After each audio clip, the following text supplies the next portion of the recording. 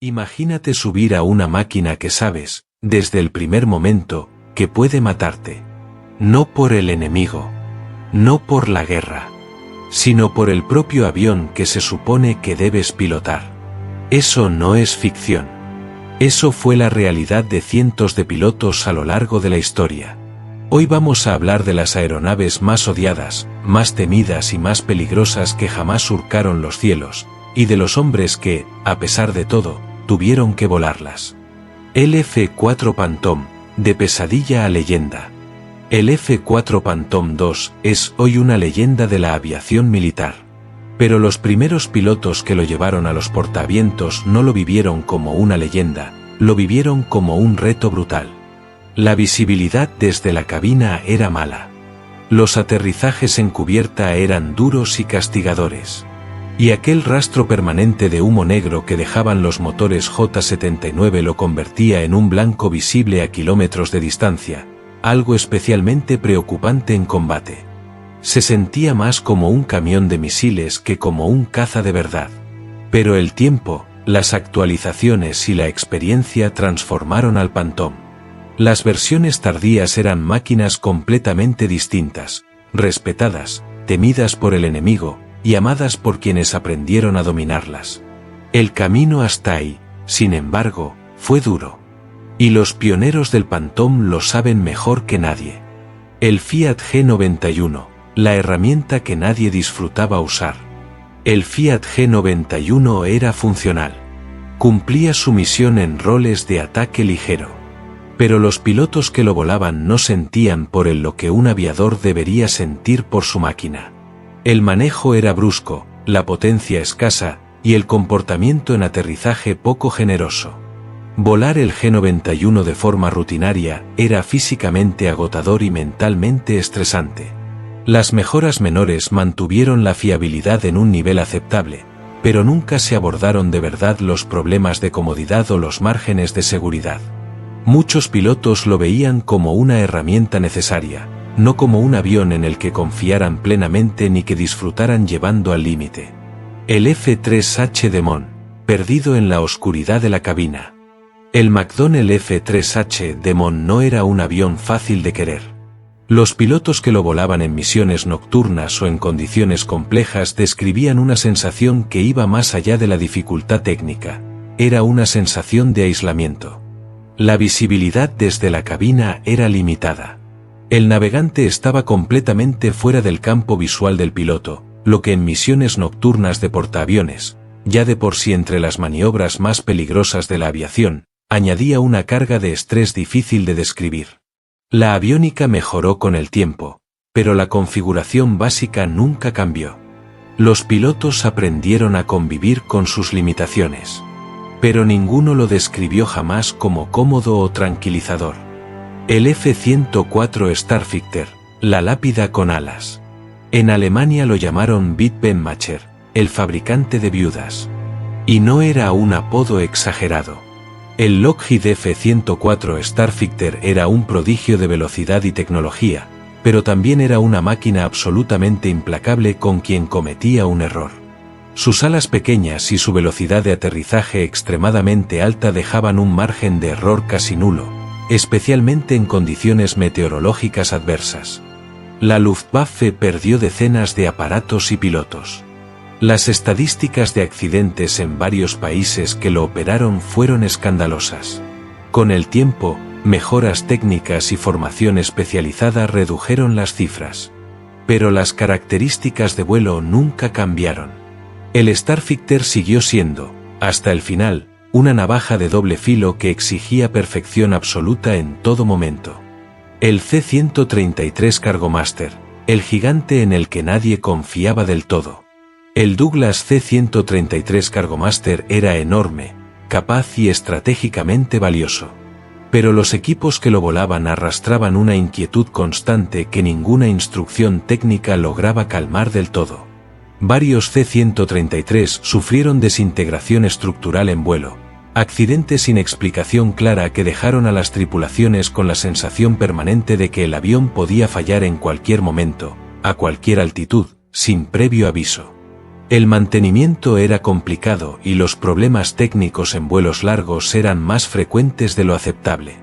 Aunque los procedimientos mejoraron, la confianza plena nunca llegó. Los pilotos respetaban su capacidad, pero nunca dejaron de mirar los instrumentos con desconfianza. El English Electric Lightning, velocidad sin combustible. El Lightning británico era una máquina extraordinaria. Velocidad de ascenso brutal, diseño audaz, presencia intimidante. Los pilotos de la RAF que lo volaban lo adoraban por su potencia, y lo odiaban por su autonomía ridícula. El Lightning quemaba combustible a una velocidad que convertía cada misión en una carrera contra el reloj. La gestión del combustible dominaba cada vuelo de principio a fin. Aterrizar con reservas bajas era una situación habitual que ponía los nervios a prueba. Las mejoras de sistemas ayudaron algo, pero el problema de fondo nunca se resolvió del todo. Los pilotos bromeaban entre ellos diciendo que el Lightning había sido diseñado para despegar en vertical y aterrizar de inmediato. La broma tenía mucho de verdad. El F-11 Tiger, el avión que se disparó a sí mismo. El Grumman F-11 Tiger tiene el dudoso honor de ser el único avión de la historia que disparó sobre sí mismo. Durante una prueba de armamento, el piloto lanzó una ráfaga de cañón, entró en un picado, y al salir se encontró de frente con sus propios proyectiles, que aún estaban en el aire. La historia habría sido casi cómica si no hubiera dañado seriamente el aparato. Pero más allá de la anécdota, el Tiger era una máquina con problemas serios. Los motores sufrían apagones inesperados y el margen operativo era estrecho. Las mejoras llegaron, pero el avión fue pronto eclipsado por diseños más avanzados y retirado sin grandes honores. El F-7U Cutlass, el asesino silencioso de portaaviones. Pocos aviones acumularon una reputación tan oscura entre los pilotos navales como el Vought F-7U Cutlass. Su diseño sin cola era visualmente llamativo y operativamente desastroso. Los motores eran débiles para el peso del avión, lo que hacía los aterrizajes en cubierta increíblemente peligrosos. La visibilidad desde la cabina era mala. Los sistemas mecánicos fallaban con una frecuencia alarmante.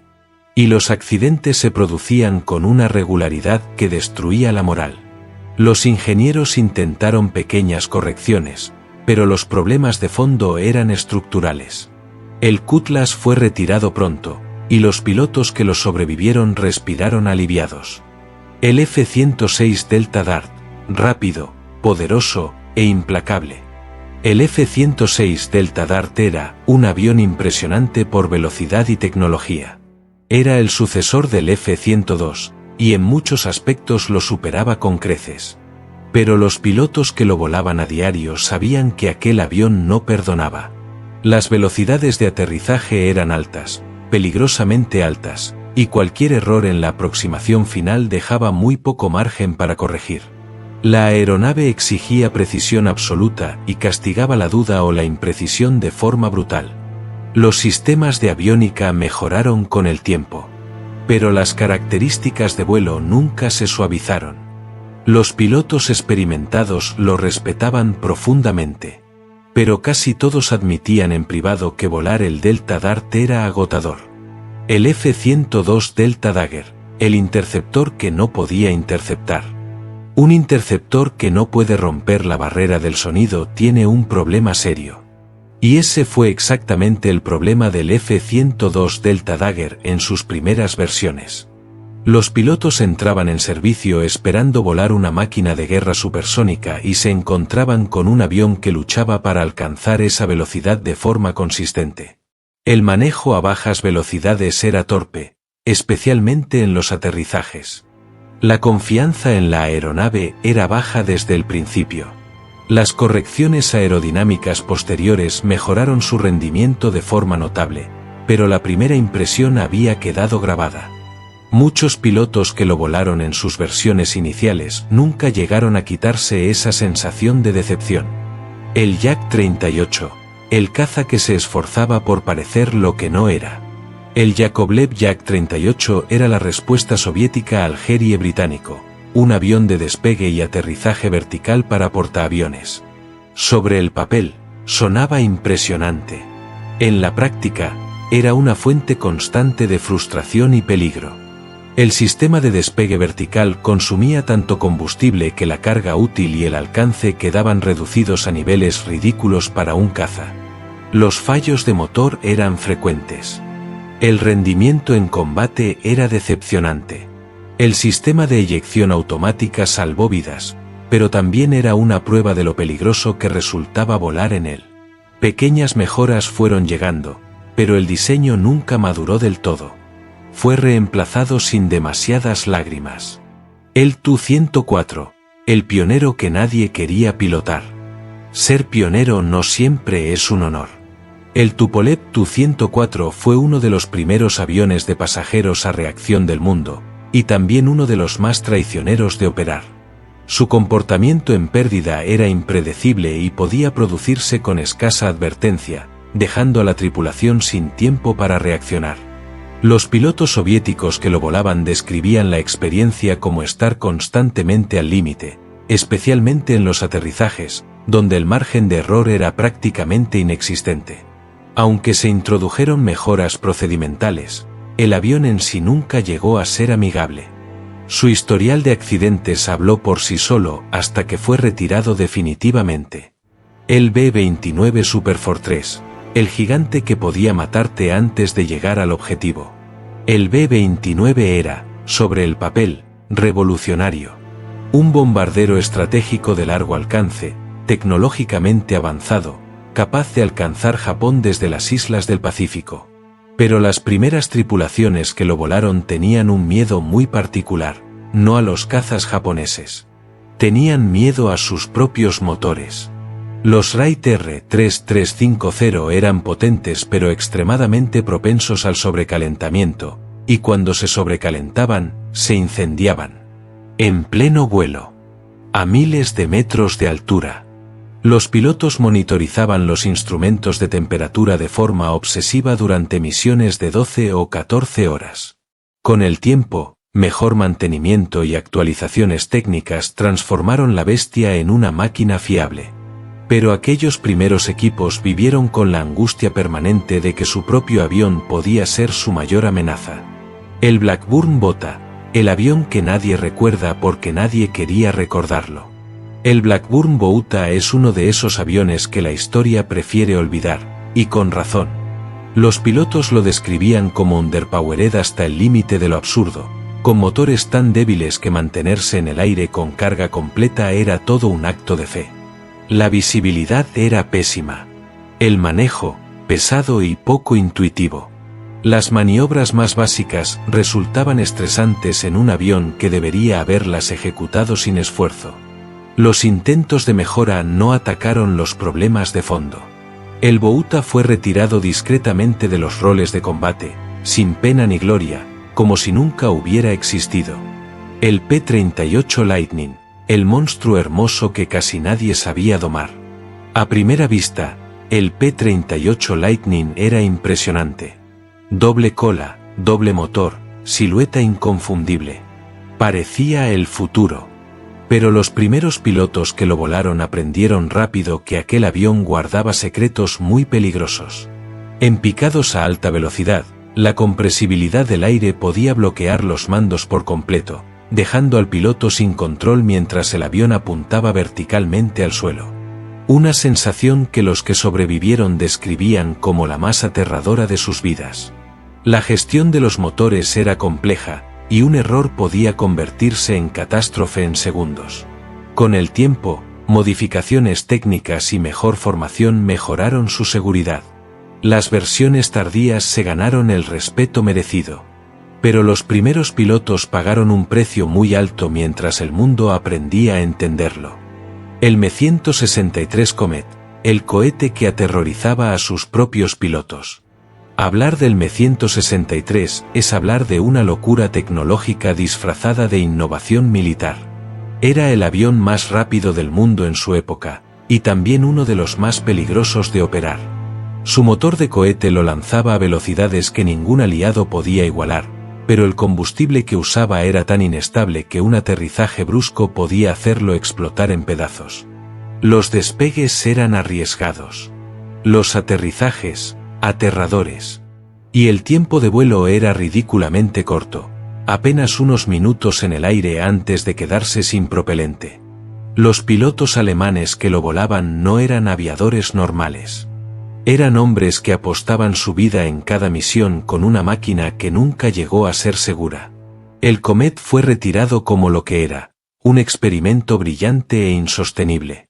El Zero, la navaja que cortaba a quien la empuñaba. El Mitsubishi Zero era una maravilla al principio. Ágil, rápido, dominante. Los pilotos que lo volaban en los primeros meses de guerra se sentían invencibles. Pero esa invencibilidad tenía un precio brutal. El Zero era una cáscara. Casi sin blindaje, sin tanques de combustible autosellantes, sin protección real para el piloto. Un solo impacto sólido en el lugar equivocado y el avión ardía. Con el tiempo, los aliados aprendieron sus puntos débiles y empezaron a explotarlos sin piedad. Japón intentó actualizarlo, pero los avances fueron insuficientes y tardíos. Para cuando la guerra llegaba a su recta final, volar un Zero no era pilotar un caza, era volar hacia la muerte con estilo. Los propios pilotos japoneses lo sabían. Y seguían haciéndolo. El Brewster Buffalo, la trampa con insignia aliada. El Brewster Buffalo prometía mucho sobre el papel. En la realidad, era una decepción monumental. Los pilotos se quejaban de que era demasiado pesado, tardaba una eternidad en ganar altura y respondía con una torpeza desesperante en combate. Las primeras versiones tenían algo de potencial, pero con cada mejora añadida, más radio, más armamento, más equipamiento, el avión se volvía más lento y más perezoso. Enfrentarse en el cazas japoneses más ágiles no era un combate, era una ejecución. Los pilotos finlandeses lograron sacarle cierto partido, pero en el teatro del Pacífico fue una catástrofe. El Buffalo nunca recuperó su reputación. Las unidades de primera línea lo abandonaron cuanto antes, y con razón. Un diseño fallido desde la raíz que ningún parche logró salvar. El TBD Devastator, misión suicida con alas. Cuando empezó la Segunda Guerra Mundial, el TBD Devastator ya era historia. No historia gloriosa, historia de fracaso. Los pilotos lo sabían. Era lento, estaba mal armado y no ofrecía ninguna protección real frente a los cazas enemigos ni al fuego antiaéreo. Cada misión de torpedeo era, en el fondo, una sentencia de muerte con motor. Los tripulantes describían la sensación de volar en él como ir en una bañera de madera hacia el frente de batalla, completamente expuestos, completamente vulnerables. Aunque se manejaba con suavidad, eso no servía de nada cuando los Zeros japoneses te caían encima a toda velocidad. El Devastator nunca mejoró. Nunca evolucionó. Y en cuanto apareció algo mejor, fue retirado sin ceremonia. Un avión que los pilotos odiaban, y que la historia olvidó rápidamente. Imagínate subir a una máquina que sabes, desde el primer momento, que puede matarte. No por el enemigo. No por la guerra. Sino por el propio avión que se supone que debes pilotar. Eso no es ficción. Eso fue la realidad de cientos de pilotos a lo largo de la historia. Hoy vamos a hablar de las aeronaves más odiadas, más temidas y más peligrosas que jamás surcaron los cielos, y de los hombres que, a pesar de todo, tuvieron que volarlas. Dinos en los comentarios cuál de todos estos aviones te ha parecido el más peligroso, y si te ha sorprendido alguno que no esperabas ver en esta lista. No olvides darle like si el vídeo te ha enganchado, suscribirte para no perderte ninguno más, y decirnos qué avión quieres que analicemos la próxima vez. Nos vemos en el siguiente.